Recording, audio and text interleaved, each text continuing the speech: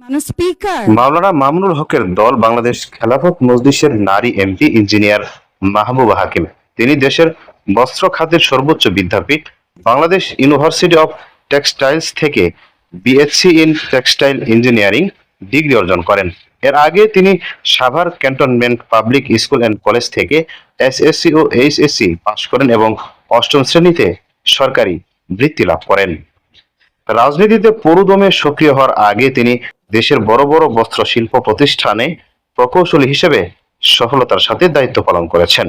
দেশীয় প্রযুক্তিগত শিক্ষা এবং বাংলাদেশের সবচেয়ে বড় অর্থনৈতিক খাত টেক্সটাইল ও তৈরি পোশাক শিল্পে তার বাস্তব কাজের অভিজ্ঞতা ও যোগ্যতা অত্যন্ত জোরালো। স্বতন্ত্র সংসদ সদস্য ব্যারিস্টার রুমিন ফারহানা। তিনি হলি ক্রস স্কুল থেকে মাধ্যমিক ও ভিকারুন্নেসা নুন স্কুল অ্যান্ড কলেজ থেকে উচ্চ মাধ্যমিক সম্পন্ন করেন। পরবর্তীতে তিনি লন্ডন বিশ্ববিদ্যালয় থেকে আইন বিভাগে স্নাতক ডিগ্রি এবং যুক্তরাজ্যের একটি প্রতিষ্ঠান থেকে ব্যারিস্টার এট ল ডিগ্রি অর্জন করেন। তিনি হাইকোর্টের একজন দক্ষ আইনজীবী, একই সাথে দীর্ঘ সময় ধরে জাতীয় টেলিভিশন টক শো এবং সংসদে আইনি ও রাজনৈতিক যৌক্তিক বক্তব্য উপস্থাপনের মাধ্যমে নিজের মেধার পরিচয় দিয়েছেন।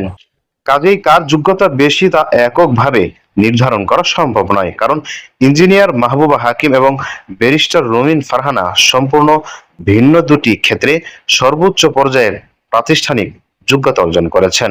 যোগ্যতার বিচারটি মূলত তাদের নিজ নিজ কর্মক্ষেত্র ও দক্ষতার বিষয়ের উপর নির্ভর করে।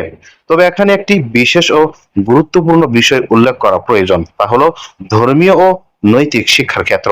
ইঞ্জিনিয়ার মাহবুবা হাকিম শুধু আধুনিক বিজ্ঞান ও প্রযুক্তিতে শিক্ষিত নন, বরং তিনি ইসলামী আদর্শ, শরিয়া এবং নৈতিক শিক্ষার ক্ষেত্রেও গভীরভাবে দীক্ষিত।